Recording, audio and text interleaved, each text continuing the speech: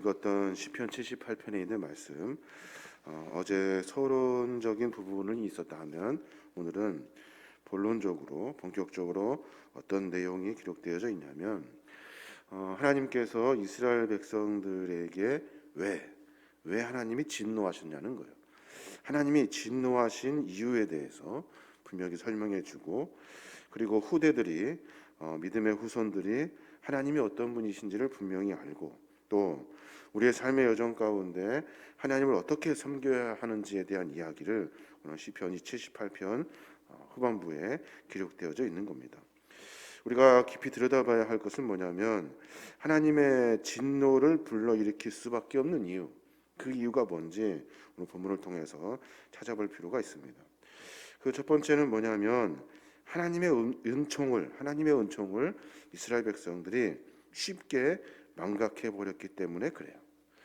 오늘 여기 보면은 에브라임 족속이 나옵니다. 어제 뒤쪽에 있는 본문인데, 에브라임 족속은 이스라엘 백성들을 이끌었던 대표적인 족속이에요. 그러니까 이스라엘 족속은 이스라엘 전체를 대표하고 있고 가장 중요한 지파예요. 그런데 그 지파가 하나님 앞에 고의적으로 불순종을 했다는 거예요.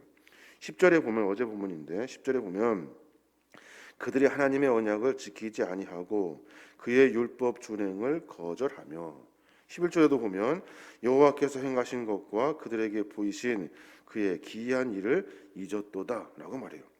그러니까 에브라임 족속이 뭐 했냐면 하나님의 언약을 지키지 않고 율법을 준행하지를 거절했다는 거예요.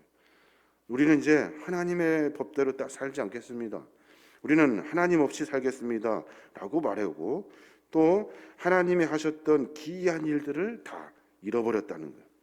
여기서 말하는 잃어버렸다는 말은 그 머릿속에서 지워진 거예요. 왜 지워졌을까요? 세상의 것에 한눈 팔며 살다 보니 하나님의 그 은혜를 완전히 다 잃어버린 거예요. 그 뒤에 또 나옵니다마는 하나님이 어떻게 일하셨는지에 대한 이야기가 쭉 나와요. 23절부터 보면 하나님께서는 궁창을 명령하셔서 하늘의 문을 여셨고, 또 24절에 보면 만나를 비같이 내려서 그들을 먹게 하셨고, 또 힘센 자들의 떡을 먹였으며 그 음식을 그들에게 충족히 주었고, 여러 하나님의 일들을 기록해 놓고 있어요. 그런데 에브라임 족속이 하나님의 이러한 일들을 다 잃어버리고 고의적으로 불순종하고 하나님이 없어도 된다고 하는 식의 삶을 살았다는 거예요. 그러니 하나님이 진노하지 않을 수 없었다는 거예요. 또 하나, 하나님께서 진노하시는 이유가 나오는데, 그것이 뭐냐면 하나님을 믿지 않고 하나님을 시험했기 때문에 그래요. 하나님을 믿지 않고 시험해요. 하나님께서 인간에게 계명을 주신 분명한 목적이 있어요. 그 목적이 뭐냐면 인간을 안전하게, 그리고 하나님의 복을 얻도록 하시기 위해서 하나님이 우리에게 말씀을 허락해 주셔요. 그런데 그 계명 준수는 분명히 지켜야 하는데 안 지키면서 하나님이 어떠한지를 시험하듯이 뭐 괜찮겠지, 이 정도는 뭐 상관없겠지 하면서 자기 멋대로 살았다는 거예요. 생사와 화복이 걸린 문제인데 이 에브라임 족속은 하나님의 거룩한 계명 앞에 서지 않았다는 거예요. 그래서 17절부터 보면 에브라임 족속이 어떤 일을 하냐면 그런 일들을 해요. 그들은 계속해서 하나님께 범죄하여 메마른 땅에서 지존자를 배반하였도다. 그들이 그들의 탐욕대로 음식을 구하여 그들의 심중에 하나님을 시험하였으며, 그뿐만 아니라 하나님을 대적하여 말하기를 하나님이 광야에서 식탁을 베푸실 수 있느냐 하면서 조롱하며 하나님을 무시했다는 거예요. 우리의 삶의 여정도 마찬가지입니다. 하나님이 하실 수 있겠어? 세상 사람들의 방법이 훨씬 더 현실적이고 우리 보기에 합당해 보인다. 우리 믿음이 내가 그렇게 고백하진 않지만 어느 순간 나도 모르는 사이에 그런 삶을 살고 있는 거예요. 하나님이 계시겠어? 하나님이 이 일을 하시겠어? 이거는 세상 방법으로 풀어야 할 일이야 하면서 멋대로 산다는 거예요. 하나님을 완전히 무시해버리고 사는 거예요. 그러니 하나님께서 그것을 보시고 진노하지 아니할 수 없었다는 거예요. 하나님의 노를 끌어내기에 충분했다는 거예요. 하나님을 완전히 무시하고 하나님 앞에 거룩한 믿음의 삶이 아니라 세상의 삶이, 그것이 자기의 우상이 되어서 하나님을 잃어버리고 하나님을 시험하며 살았다는 거예요. 또 하나, 하나님이 진노할 수밖에 없는 이유가 나오는데, 그것이 뭐냐면 거짓으로 회개하며 삶을 살았다는 거예요. 거짓으로 회개하며. 이스라엘 백성은 하나님의 그 준엄한 진노와 심판 앞에 참여하는 듯 했어요. 오늘 36절인데 내일 우리가 봐야 될 본문이지만 한번 보면 36절에 보면, 그러나 그들이 입으로 그에게 아첨하며 자기 혀로 그에게 거짓을 말하였으니 이는 하나님께 향하여 그들의 마음이 정함이 없으며 그들의 언약에 성실하지 아니하였음이로다 라고 말해요. 이제 하나님 앞에 죄를 회개하며 하나님 앞에 섰어요. 입으로는 아첨하듯이, 혀로 거짓을 말하듯이 하나님 앞에 잘못된 것을 거짓으로 회개했다는 거예요. 뭐 여러 가지 회개의 방법이 있겠습니다만은, 회개하며 하나님 앞에 다시 돌이키는 삶이 아니라 흉내만 낸 거예요. 흉내만. 입으로는 그에게 아첨하듯이 진실이 아니라 거짓으로 입술로 회개를 고하고, 혀로는 거짓을 말했다는 거예요. 다시는 안 하겠습니다 해놓고 사실은 본심은 더 열심히 거기에 한눈 팔고 열심을 품으려고 작정했다는 거예요. 하나님 보시기에 겉으로 그럴듯한 회개를 받으실 거라 생각하며 흉내만 내며 삶을 살았다는 거예요. 그러니 하나님이 진노하지 아니할 수 없었다는 거예요. 형식적이고 위선적이고 참회나 제사를 원하지 원하신다는 사실을 우리가 분명히 깨달아야 하는 거예요.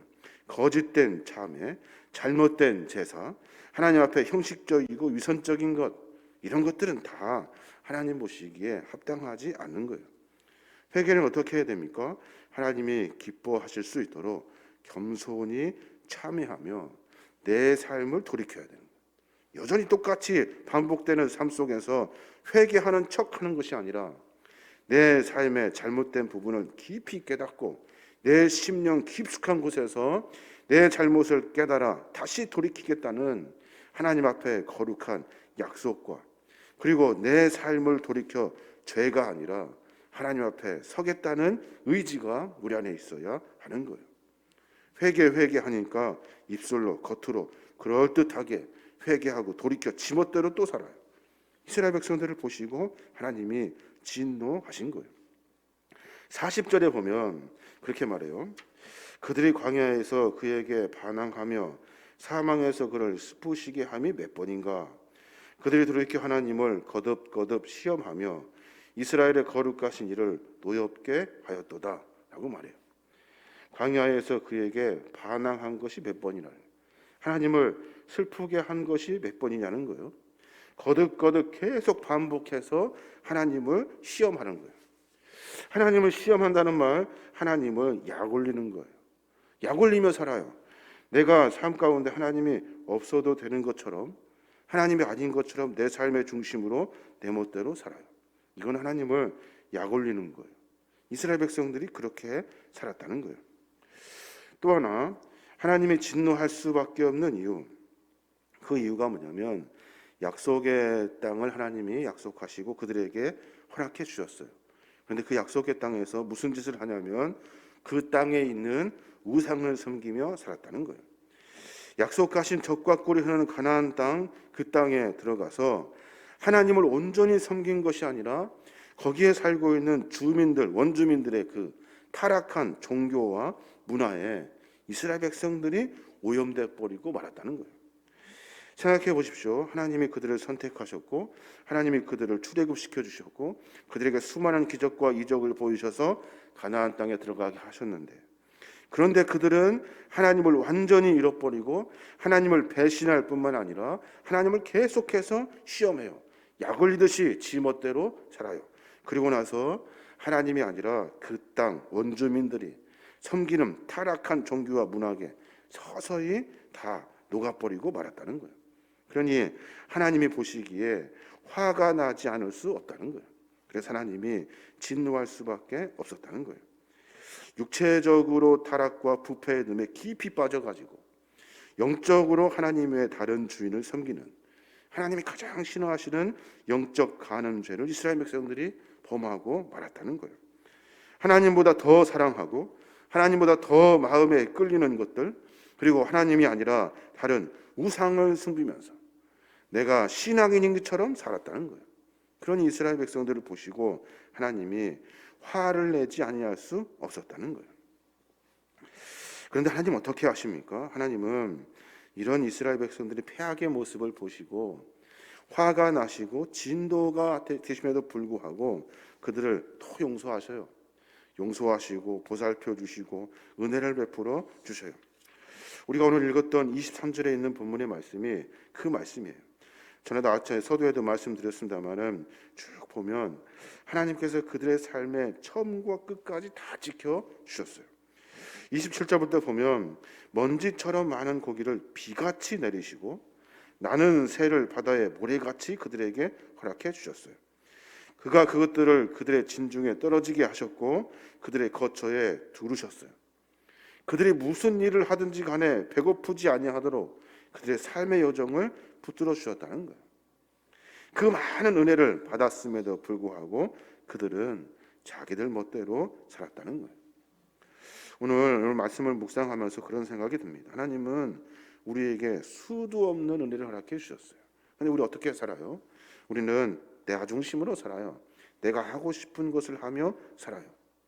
하나님은 우리에게 은혜를 베풀어 주셨고 우리로 하여금 하나님을 알아갈 수 있도록 기회를 주셨다고요. 근데 우리는 그 기회를 다 버려버리고 그 은혜를 다 무시해버리고 자기가 뭐 잘나가지고 되는 줄 알고 하나님을 완전히 약올리면서 살았다는 거예요. 이스라엘 백성들의 삶의 모습을 보고 우리의 삶의 모습을 분명히 점검해야 하는 겁니다. 그래서 아삽의 시인은 시편 78편을 기록해내면서 교훈서다라고 선포하고 후대들에게 하나님이 어떤 분이신지 설명하고 하나님이 무엇에 진노하시는지에 대해서 자세하게 기록해서 그들이 계속해서 반복적으로 기억할 수 있도록 기록해낸 거예요. 오늘 우리의 삶의 모습을 좀 점검해봤으면 좋겠습니다. 우리가 혹 에브라임 족속처럼 고의적으로 하나님께 불순종한 일이 있는지 생각해 볼 필요가 있어요. 분명히 알거든요. 하나님이 무엇을 좋아하시는지 알아요. 그런데 우리는 고의적으로 하나님이 좋아하시는 것에 반대쪽으로 가려고 해요. 우리의 몸이 그렇고 우리의 욕심이 그렇다고요. 그러면서 하나님이 뭐 이 정도는 용서하시겠지. 하나님이 이것은 모르실 거야. 하나님께서 이것을 어떻게 생각하시겠어? 그렇다고 어떻게 되겠어? 하면서 하나님을 조롱하듯이 삶의 방향을 다른 엉뚱한 길로 정하고 가는 거예요. 그렇지 아니하도록 우리가 삶의 모습을 점검해야 돼요. 우리에게는 신앙의 양심이 있고 영적인 민감함, 그 성령의 인도하심이 있어요. 성령께서 우리 안에서 계속해서 말씀하셔요. 우리에게 깨닫게 하시고 생각나게 하시고 분명하게 가르쳐 주셔요. 거기에 반대대로 가는 이런 삶의 모습은 하나님의 진노를 불러 일으킨다는 거예요. 늘 묵상하고 기도하고 늘 하나님이 어떻게 생각하시는지에 대한 집중과 그 고민이 있으면 우리는 하나님이 원하시는 믿음의 삶을 살게 되는 거예요. 내가 말하는 한마디, 내가 걷는 한 걸음, 내가 땀 흘려 수고하는 작은 일들, 이 모든 것들이 나 중심이 아니라 하나님이 원하는 믿음의 삶을 살아내는 거예요. 내 안에 성령께서 하시는 세미한 음성을 듣고 내가 순간순간마다 하나님이 원하시는 믿음의 삶을 사는 거예요. 그게 바로 그리스도인의 삶이고 신앙인의 삶이 되는 겁니다. 여러 가지 말씀을 드렸습니다. 하나님의 진노하시는 이유 우리가 분명히 깨달아야 하는 거예요. 하나님의 은총을 잃어버려서는 안 돼요. 하나님을 믿지 않고 시험해서도 안 돼요. 또 하나님의 약속의 땅에서 우리가 뭘 해야 되는지 구별할 수 있어야 하는 거예요. 그리고 거짓으로 회개하는 일, 겉으로는 그럴듯하게 살아가지만 속으로는 시커멓게 다 썩어가는 이런 악한 세상에 살고 있는 우리가 되지 아니하도록 늘 영적 민감함으로 살아야 하는 줄로 믿습니다.